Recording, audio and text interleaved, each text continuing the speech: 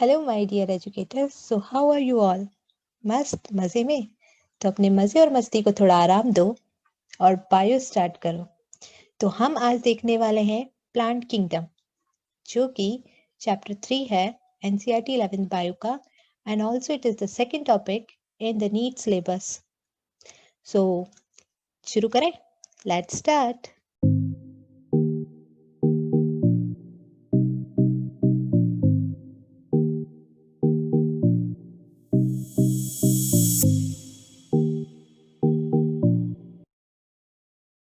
हाँ, तो एंजियोस्पर्म का क्लासिफिकेशन सो प्लांट का क्लासिफिकेशन देखने के पहले हम देखेंगे क्लासिफिकेशन सिस्टम। तो कुछ क्लासिफिकेशन सिस्टम है जो फॉलो किए जाते हैं, जैसे कि एक है आर्टिफिशियल सिस्टम। ये इनिशियली फॉलो किया गया था, जैसे कि लीनियस ने दिया था। ये मेनली इस चीज पे बेस था कि प्लांट के वेजिटेटिव कैरेक्टर्स कैसे हैं या फिर उनके एंड्रोशियम का स्ट्रक्चर कैसा है। ठीक है, दो चीजों पे ये बेस था, और इसमें वेजिटेटिव कैरेक्टर्स को और सेक्सुअल कैरेक्टर्स को इक्वली वेटेज दी थी। पर क्योंकि वेजिटेटिव कैरेक्टर एनवायरनमेंट इफेक्टिव होते हैं, तो ये जो सिस्टम था it is not acceptable any more. ठीक है, फिर नेक्स्ट आया नेचुरल क्लासिफिकेशन सिस्टम, जैसे कि जॉर्ज बेंथम ने और जोसेफ डाल्टन हुकर ने दिया एंजियोस्पर्मिक प्लांट्स के लिए। तो ये इस बात पे डिपेंड करता था कि ऑर्गेनिजम्स के बीच में नेचुरल एफिनिटी कितनी है, नॉट ओनली उनके एक्सटर्नल फीचर्स बट उनके इंटरनल फीचर्स में कितनी सिमिलैरिटी है, उनका ultra structure, anatomy, embryology, phytochemistry, तो ये सब चीज़ों में कितनी सिमिलैरिटी है, इस चीज पे डिपेंड करता है ये नेचुरल सिस्टम। ठीक है, उसके बाद फाइलोजेनेटिक क्लासिफिकेशन आया। तो फाइलोजेनेटिक क्लासिफिकेशन ये मानता है कि अगर दो स्पीशीज में क्लोज रिलेशनशिप है तो उनकी जो एंसेस्टर रहे होंगे वो जरूर सेम रहे होंगे। तो ये एक्चुअल में इवोल्यूशन के बेस पे क्लासिफिकेशन करता है। लेकिन कई बार ऐसा हो जाता है कि हम कुछ टेक्सास की कुछ ऐसे ऑर्गेनिज्म होते हैं, उनका डिसाइड नहीं कर पाते इवोल्यूशन बेसिस, क्योंकि उनके फॉसिल्स अवेलेबल नहीं है या कुछ ऐसा। तो उस केस में फिर हम न्यूमेरिकल टेक्सोनमी यूज करते हैं। ये जो क्लासिफिकेशन सिस्टम है ये करेक्टर्स को नंबर्स और कोड दे देता है, फिर वो नंबर्स और कोड्स कंप्यूटर के एल्गोरिथम के बेसिस पे सॉल्व किए जाते हैं, एंड देन फिर उसके बेसिस पे ये डिसाइड किया जाता है कि क्लोजली रिलेटेड स्पीशीज कौन सी हैं, और फिर उसको उस हिसाब से क्लासिफाई कर दिया जाता है।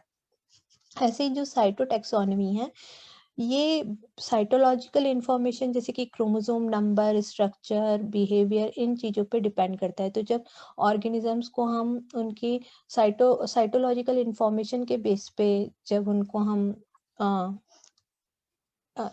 अरेंज करने लगते हैं, सो इस तरीके की जो टेक्सोनॉमी होती है, इस तरीके का जो क्लासिफिकेशन सिस्टम होता है, उसे साइटोटैक्सोनॉमी कहते हैं।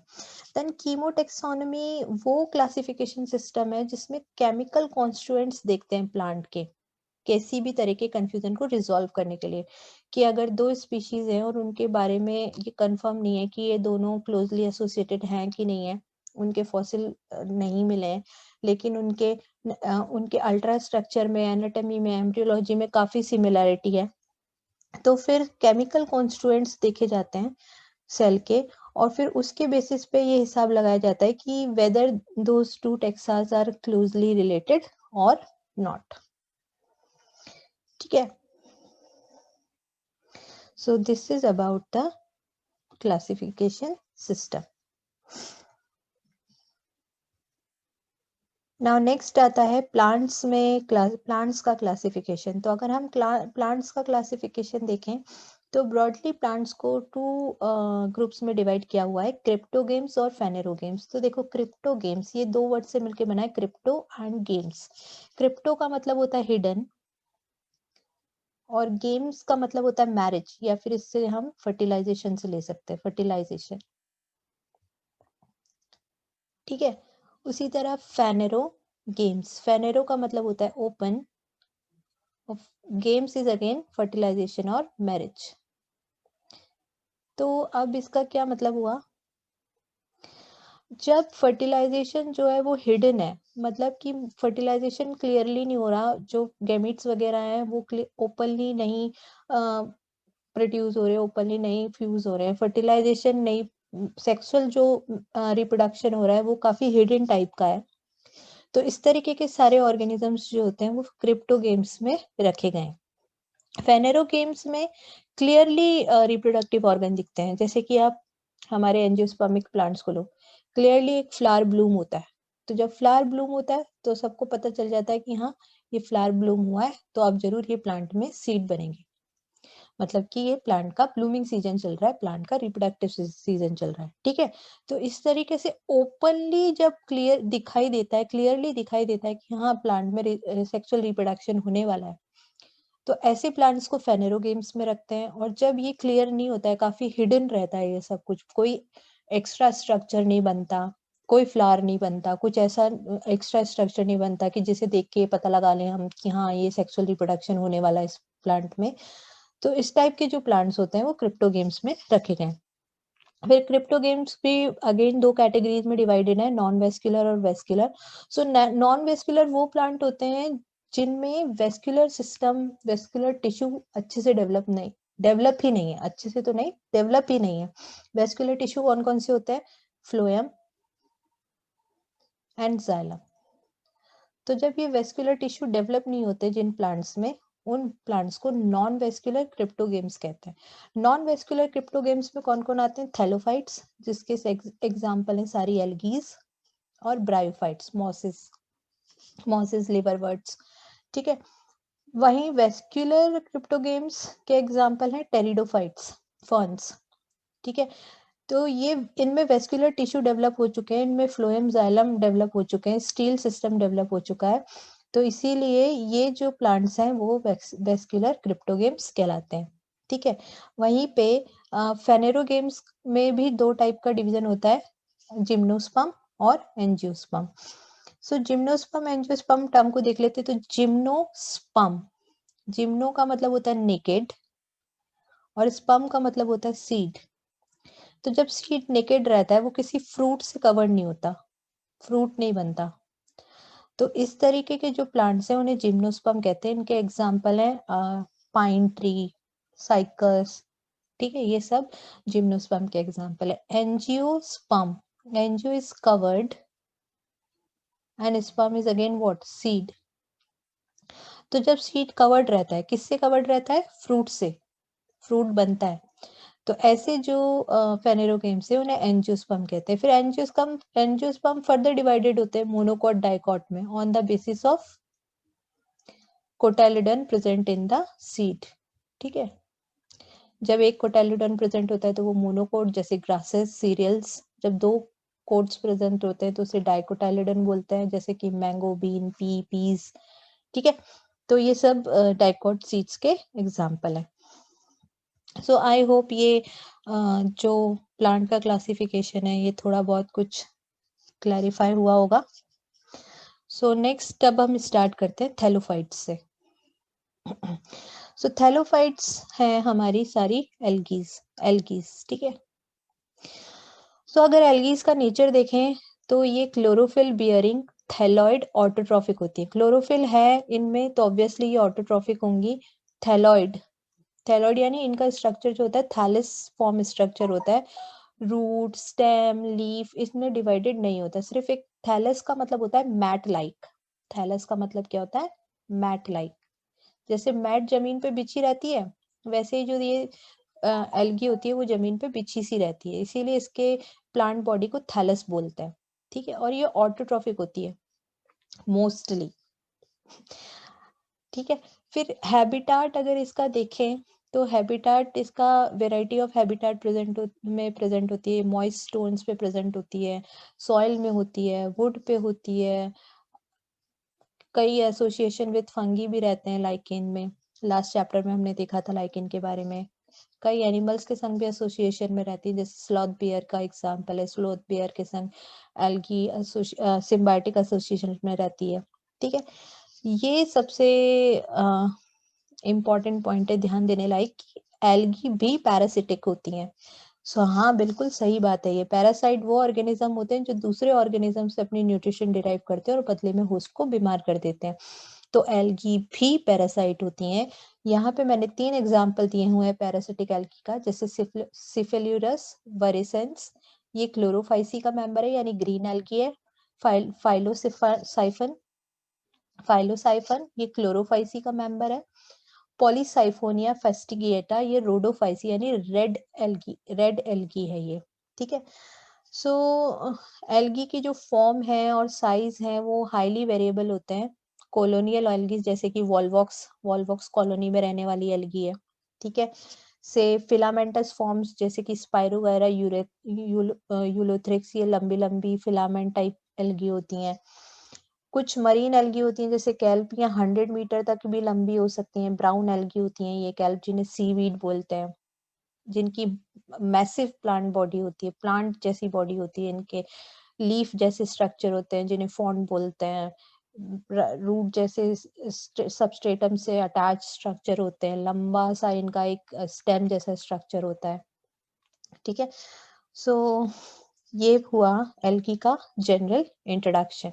अब अगर हम एल्गी के क्लासिफिकेशन रिप्रोडक्शन के बारे में देखें, सो एल्गी में ऑल 3 टाइप रिप्रोडक्शन होता है। वेजिटेटिव रिप्रोडक्शन होता है जैसे फ्रेगमेंटेशन, जैसे कि स्पाइरोगायरा में फ्रेगमेंटेशन हम छोटी क्लासेस से पढ़ते हुए आ रहे हैं कि स्पाइरोगायरा का जो फिलामेंट है अगर किसी एक्सीडेंट की वजह से 2 पार्ट्स में टूट गया तो हर फ्रेगमेंट से एक न्यू स्पाइरोगायरा प्रोड्यूस हो जाएगा। तो ये वेजिटेटिव टाइप ऑफ रिप्रोडक्शन है, ठीक है। इसके अलावा बडिंग भी फॉर्म होती है, बुलबिल्स भी फॉर्म होते हैं, कई टाइप के स्पोर्स भी फॉर्म होते हैं, वेजिटेटिव स्पोर्स फॉर्म होते हैं। तो बहुत सारे मेथड्स हैं वेजिटेटिव रिप्रोडक्शन के। फिर एसेक्सुअल रिप्रोडक्शन जो होता है बेसिकली स्पोर्स से होता है, मोस्टली जू स्पोर्स से। तो जू स्पोर्स जो होते हैं, मूवेबल स्पोर्स को जू स्पोर्स बोलते हैं, जिनके पास 2 फ्लैजिला प्रेजेंट होती हैं। लेकिन ये जो दोनों फ्लैजिला होती हैं ये इक्वल नहीं होती, एक जैसी नहीं होती, अलग-अलग होती हैं, ठीक है। और ये जर्मिनेट करके न्यू प्लांट प्रोड्यूस करते हैं। सेक्सुअल रिप्रोडक्शन जो होता है वो फ्यूजन ऑफ गैमीट के थ्रू होता है। ये गैमीट फ्लैजिलेटेड हो सकते हैं और सिमिलर इन साइज हो सकते हैं, जैसे कि यूलोथ्रिक्स में जब सिमिलर इन साइज होते हैं तो इससे आइसोगेमस टाइप का रिप्रोडक्शन कहते हैं। नॉन मोटाइल हो सकते हैं और सिमिलर साइज के हो सकते हैं जैसे स्पाइरोगायरा में। तो इस तरीके का जो रिप्रोडक्शन है इसे आइसोगेमस टाइप रिप्रोडक्शन कहते हैं। Iso means same, games word यहाँ पे आया है गैमीट से। वैसे तो फर्टिलाइजेशन होता है इसका मतलब, लेकिन गैमीट से आया यहाँ वर्ड। तो जब सेम गैमीट्स हों, गैमीट्स में आप कोई डिफरेंशिएट नहीं कर सकते कि ये मेल गैमीट है या ये फीमेल गैमीट है, तो इस टाइप के सेक्सुअल रिप्रोडक्शन को आइसोगैमस टाइप का सेक्सुअल रिप्रोडक्शन बोलते हैं, ठीक है। उसके बाद फ्यू 2 डिसिमिलर साइज के गैमीट्स भी हो सकते हैं जैसे यूडोरिना में।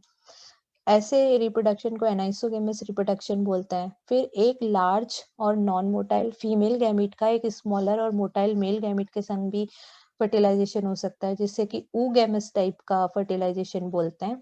एग्जाम्पल इसके वॉल्वॉक्स एंड फ्यूकस। फिर एल्गी की क्या-क्या इकोनॉमिक एडवांटेज, एल्गी बहुत यूज़फुल होती है ह्यूमन के लिए, क्योंकि सबसे पहली बात तो इसका बहुत बड़ा शेयर होता है in the carbon dioxide fixation में। फोटोसिंथेसिस करने में इसका बहुत बड़ा रोल होता है। तो क्योंकि ये फोटोसिंथेसिस करते हैं, बहुत इनका अमाउंट बहुत ज़्यादा है अर्थ पे, तो ये बहुत ज़्यादा बड़े अमाउंट में फोटोसिंथेसिस करते हैं। मरीन हैबिटाट में तो मोस्टली जो प्रोड्यूसर्स हैं वो एल्गी ही होती हैं, ठीक है। तो लगभग 50% of all over earth photosynthesis is carried out by algae only, ठीक है। और इसी फोटोसिंथेटिक होने की वजह से ये जिस भी एनवायरनमेंट में रहते हैं अपने एनवायरनमेंट में डिसॉल्व ऑक्सीजन के लेवल को मेंटेन रखते हैं, ठीक है। इनकी काफी इम्पोर्टेंस है as a primary producer and as a producer of energy rich compound which is the main basis of the food cycle for all aquatic animals। और बहुत सारी स्पीशीज हैं, पोरफायरा की, लेमिनेरिया की, सार्गासम की, जो उन 70 स्पीशीज में से एक हैं, जो 70 स्पीशीज में से हैं जो मरीन एल्गी होती हैं और फूड की तरह यूज की जाती हैं, as a seafood they are used, ठीक है।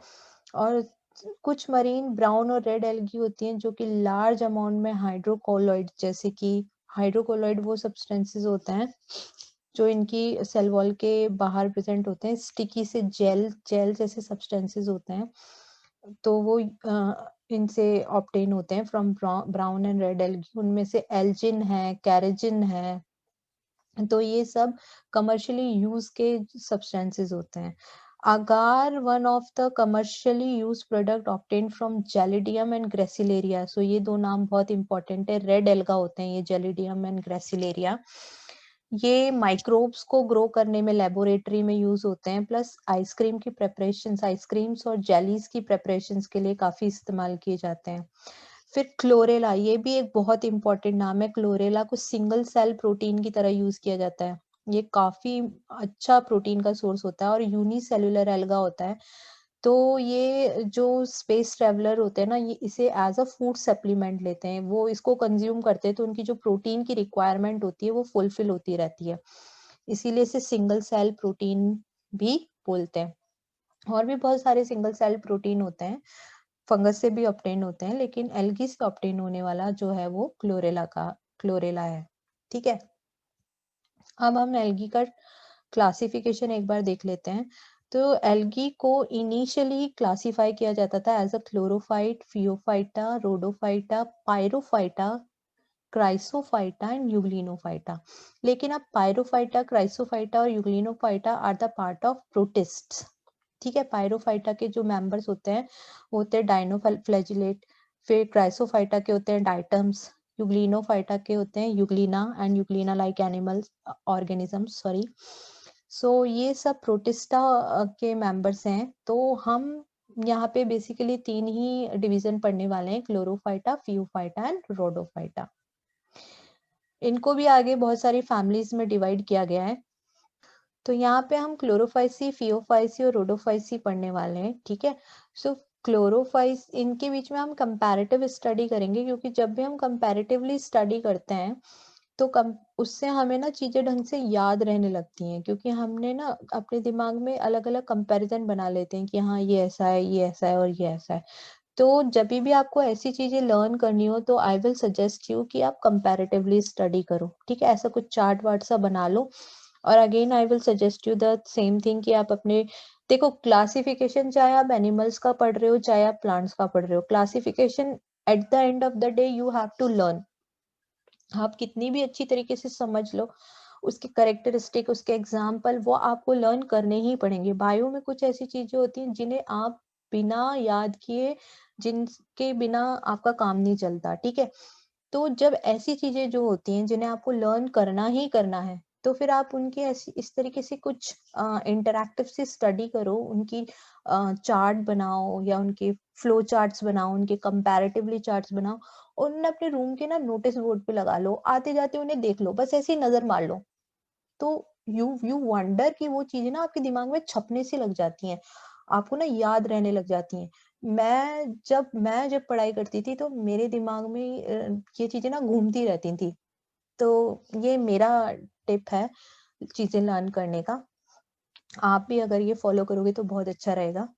ठीक है, सो जो क्लोरोफाइसी होती है वो ग्रीन एल्गी कहलाती हैं, फियोफाइसी होती है वो ब्राउन एल्गी कहलाती हैं। Brown algae typically marine habitat वाली होती हैं, लेकिन रेयरली फ्रेश वाटर्ड भी होती हैं। देखो ये जो रेयर वाले एग्जांपल्स हैं ये आपके एनसीईआरटी की बुक में नहीं है, और डेफिनेटली एनसीईआरटी की बुक में नहीं है तो नीट में भी नहीं पूछे जाएंगे, ना आपके बोर्ड के एग्जाम में आएंगे। लेकिन फॉर योर नॉलेज, कि आप कहीं ऐसा ना सोच लो कि केवल मरीन ही होती हैं, फ्रेश वाटर तो हो ही नहीं सकती, ऐसा नहीं है, एक्सेप्शंस आर एवरीवेयर। तो इसलिए मैंने ये कुछ एक्सेप्शनल एग्जाम्पल यहाँ पे इंक्लूड किए। ठीक है, सो रेयर फ्रेश वाटर जो ब्राउन एल्गी होती है उनके ये एग्जाम्पल है प्लीरोक्लेडिया, बॉर्डिनेला एंड हेरिबेनेडिलिया। ठीक है, रोडोफाइसी रेड एल्गी होती है, मेजरली वार्मर एरियाज में मिलती हैं, मरीन में भी वार्मर एरियाज में मिलती हैं। सुपरफिशियल होती हैं जहाँ पे आसानी से लाइट पेनिट्रेट कर जाए, डीप वाटर्ड भी होती हैं। ठीक है, ये भी मेजरली मरीन होती हैं, पर इनमें भी एक्सेप्शंस हैं जो कि फ्रेश वाटर्ड रेड एल्गी के होते हैं अगेन। ठीक है, अगर क्लोरोफाइसी के मेंबर्स की आप बात करो तो इनकी बॉडी यूनिसेलुलर भी होती है, जैसे कि क्लैमाइडोमोनास यूनिसेलुलर एल्गा है। कॉलोनियल होती है जैसे वॉलवॉक्स। फिलामेंटस होती है जैसे स्पाइरोगायरा। यहाँ पे फियोफाइसी में ब्रांच्ड, हाईली ब्रांच्ड टाइप के, नॉर्मली सिंपली ब्रांच्ड और हाईली ब्रांच टाइप के भी प्लांट बॉडी होती है। जो सिंपली ब्रांच फिलामेंटस टाइप का जो ब्राउन एल्गा है उसका एग्जांपल है एक्टोकार्पस। और जो हाईली ब्रांच्ड होता है, प्रोफेसली ब्रांच जो फियोफाइसी का मेंबर है वो है कैल्प। 100 मीटर तक लंबा हो सकता है कि इसकी जड़ें डीप इन द सी हो और ये ऊपर तक आ रखा हो। ठीक है। प्लांट बॉडी जो है यूजुअली सबस्ट्रेटम से अटैच रहती है होल्ड फास्ट के थ्रू। स्टॉक होता है स्टेम की तरह, और stipe and leaf like structure होते हैं। फोटोसिंथेटिक ऑर्गन होते हैं जिन्हें फ्रॉन्ड बोलते हैं। लीफ लाइक स्ट्रक्चर होते हैं, लीफ नहीं होते हैं, और इन्हें क्या बोलते हैं? फ्रॉन्ड। वहीं जो रेड एल्गी होती है इनकी बॉडी मल्टी सेलुलर होती है, कॉम्प्लेक्स बॉडी ऑर्गेनाइजेशन होता है। ठीक है। क्लोरोफाइसी के अगर क्लोरोप्लास्ट की बात करो तो क्लोरोप्लास्ट डिस्कॉइड हो सकता है इस तरीके से, प्लेट लाइक हो सकता है इस तरीके से, एक के ऊपर एक। रेटिकुलेट हो सकता है ऐसे जाल के जैसे। कप शेप हो सकता है जैसे क्लेमाइडोमोनास में होता है। स्पाइरल और रिबन शेप होता है जैसे स्पाइरोगायरा में होता है। ठीक है। जिसमें एक या फिर ज्यादा पायरेनॉइड बॉडी प्रेजेंट होती है जो कि प्रोटीन स्टोर करती हैं। ठीक है। और इनका जो डोमिनेंट पिगमेंट है वो कौन कौन सा है? क्लोरोफिल ए और क्लोरोफिल बी। और क्योंकि ये डोमिनेंट पिगमेंट क्लोरोफिल ए और क्लोरोफिल बी है इसीलिए ग्रास ग्रीन कलर की नजर आती हैं। जो क्लोरोफाइसी के मेंबर हैं ये ग्रास ग्रीन कलर के नजर आते हैं। ठीक है। वहीं पे अगर फियोफाइसी की बात करो तो इनका जो डोमिनेंट पिगमेंट होता है जेंथोफिल होता है, फ्यूकोजेंथिन। इसीलिए ये yellow green, greenish to brown colour की होती हैं, yellow green to brown colour की होती हैं, क्योंकि फ्यूकोजेंथिन इनका मेन जो डोमिनेंट पिगमेंट है वो है। इसके अलावा इनमें क्लोरोफिल ए और सी प्रेजेंट होते हैं, प्लस कैरोटिनॉइड्स प्रेजेंट होते हैं। ठीक है। इनमें क्रोमोप्लास्ट होते हैं जिन्हें क्रोमेटोफोर बोलते हैं। ये कलर्ड प्लास्टिड है। ये भी discoid, plate light, ribbon shaped हो सकते हैं। और इनमें सिंगल स्टॉक और निकेड पायरेनॉइड प्रेजेंट होता है। ठीक है। वहीं अगर हम रोडोफाइसी की बात करें तो इनका जो डोमिनेंट पिगमेंट होता है वो आर फाइकोएरिथ्रिन होता है, और इसी वजह से ये रेड कलर नजर आते हैं। अच्छा, रोडोफाइसी के संग एक बहुत इंटरेस्टिंग सी बात है। जब रोडोफाइसी बहुत ज्यादा डीप वाटर में होती है ना तो ये रेड कलर की नजर आती है। क्यों? क्योंकि देखो डीप वाटर में है, इतने डीप तक ना सिर्फ शॉर्ट वेवलेंथ की लाइट ही पेनिट्रेट करती है। तो इनका जो मेन लाइट का सोर्स रहता है वो कौन सी लाइट रहती है? ब्लू लाइट रहती है। ब्लू लाइट ही अब्सॉर्ब करती है, जो स्पेक्ट्रम की ब्लू लाइट होती है, और रेड को रिफ्लेक्ट करती है, इसीलिए ये रेड कलर की दिखती है। लेकिन अगर यही रेड एल्गी सुपरफिशियल वाटर में प्रेजेंट है, कम वाटर में प्रेजेंट है, तो वहां पे ये पर्पल ब्लू कलर की नजर आती है, क्योंकि उस समय ये रेड लाइट अब्सॉर्ब कर रही होती है। ठीक है। तो डिपेंडिंग अपॉन देयर हैबिटाट इनका कलर होता है। तो मोस्टली क्योंकि ये मरीन होते हैं, डीप वाटर में प्रेजेंट होती है, तो वहां ये कैसी दिखती है? रेड दिखती है, इसीलिए इनको रोडोफाइसी बोलते हैं। और उस समय इनका जो डोमिनेंट पिगमेंट है वो आर फाइकोएरिथ्रिन है। लेकिन आर फाइकोएरिथ्रिन से ज्यादा इनकी बॉडी में क्लोरोफिल ए और डी भी प्रेजेंट होता है जब ये सरफेस पे प्रेजेंट होती हैं, और इसीलिए उस समय इनकी बॉडी कैसी दिखती है? ग्रीन पर्पल, इस तरीके से ब्लू सी पर्पल से इनकी बॉडी दिखाई देती है। ठीक है। इनमें भी जो कलर्ड प्लास्टिड है उसको क्रोमेटोफोर बोलते हैं। और अगर ये स्टार शेप्ड है, जैसे कुछ प्रिमिटिव स्पीशीज में स्टार शेप्ड क्रोमेटोफोर प्रेजेंट होता है, तो उसमें एक सेंट्रल नेकेड पायरेनॉइड प्रेजेंट होती है। लेकिन जो एडवांस स्पीशीज हैं उनमें डिस्क शेप क्रोमेटोफोर प्रेजेंट होता है, और उस केस में फिर पायरेनॉइड प्रेजेंट नहीं होती है। सो आई होप इतना कंपैरिजन काफी क्लियर होगा तीनों क्लासेस का। इनकी जो तीनों फैमिलीज हैं इनका जो हमने कंपैरिजन देखा क्लियर होगा। कुछ और पॉइंट्स हैं तो रिजर्व फूड मटेरियल अगर देखें तो क्लोरोफाइसी का reserve food material oil droplets होती हैं। ब्राउन एल्गी का reserve food material complex carbohydrate होता है लैमिनेरिन एंड मैनिटोल की फॉर्म में।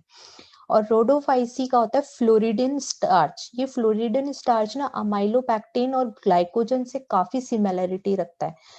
जो स्टार्च है इसमें 2 टाइप की चेन्स मिलती हैं, अमाइलोपैक्टिन, ठीक है, उसमें से एक चेन होती है अमाइलोपैक्टिन, ठीक है, और ग्लाइकोजन अमाइलोपैक्टिन के काफी सिमिलर होता है। अमाइलोपैक्टिन और ग्लाइकोजन और फ्लोरिडन स्टार्च, इन तीनों का स्ट्रक्चर जो होता है काफी सेम रहता है। फिर नेक्स्ट पॉइंट देखते हैं, सेल वॉल की अगर बात करें तो क्लोरोफाइसी में सेल वॉल ना 2 लेयर्ड होती है, जिसमें से इनर लेयर सेलुलोज की बनती है और आउटर लेयर पैक्टोज की बनती है। काफी रिजिड सेल वॉल होती है। यहाँ ब्राउन एल्गी में सेलुलोजिक सेल वॉल होती है। यूजुअली ये जिलेटिनियस कोटिंग से, एल्जीन की जिलेटिनियस कोटिंग से कवर्ड रहती है।